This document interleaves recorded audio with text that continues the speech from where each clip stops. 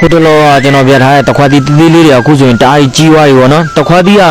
တခွားချင်မျိုးဗျတခွားချင်မျိုးဆိုတော့တအားကြီးတယ်အပင်မှာထားရင်ပုံမှန်စိုးလို့ဆိုပြီးတော့ကျွန်တော်လာပြီးတော့ဆုတ်လိုက်တာပေါ့နော်ဒါတော့မှနည်းနည်းလေးအဲ့လိုမြေကြီးဘက်ကိုကျနေတဲ့ဘက်တွေကနည်းနည်းလေးနာနေပြီပေါ့တခွားတီးအဲ့လိုကြီးမယ်လို့မထင်ထားဘူးအဲ့ဒါနဲ့သူ့ချွန်လေးပဲကင်လာတာအဆင်မပြေတော့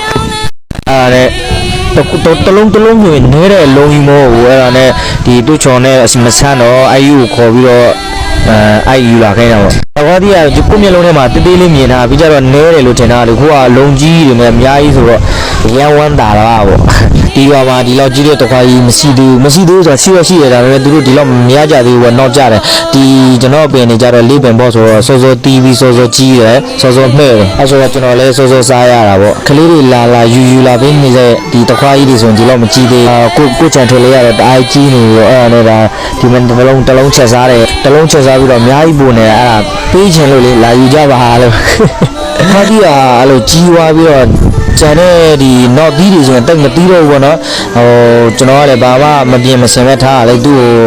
ဒီပေါင်းနေရလဲမစင်ပေးဆိုတော့ဒီတစ်ခါကြီးပြီးရင်နောက်တစ်ခါပြန်ပြီးတော့တိတ်မသီးတော့တီးရတာပဲတစ်လုံးနှလုံးလောက်ပဲတီးတော့တာပေါ့ဒါတော့ကျွန်တော်နူးလေးတော့အများကြီးဆူစားထားသေးတယ်ဒီအနုတွေကြတော့ကျွန်တော်ပြန်ပြီးတော့ဒီ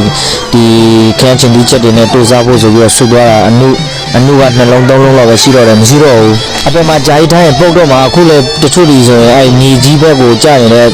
တချမ်းနေဆိုရင်နည်းနည်းလေးနာတွေဖြစ်ချင်နေပေါ့အဲဒါနဲ့အကုန်လုံးဆူသွားလိုက်တာတစ်လုံးမှမထန်ကြတော့ဒီအကြီးတွေဆိုရင်အဲ့နဲ့ပြီးဆိုတော့ဆရာတယ်မဲဆိုအယူကတူတယ်မဲတဲ့အဲ့နဲ့အယူနဲ့တယ်ကျွန်တော်ကတော့ဒီအလုံးစိမ်းလေးတွေယူပြီးတော့သွားအောင်အယူလေးလား